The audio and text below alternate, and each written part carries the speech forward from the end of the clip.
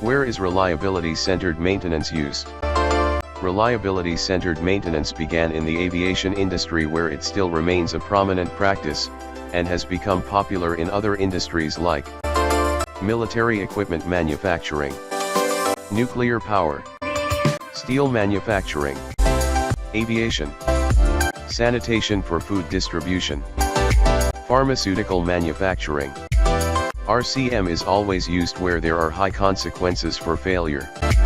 A defect in a pharmaceutical drug can affect several thousands of people taking it, potentially causing harm, illness, or even death. This is why pharmaceutical manufacturers implement an RCM strategy.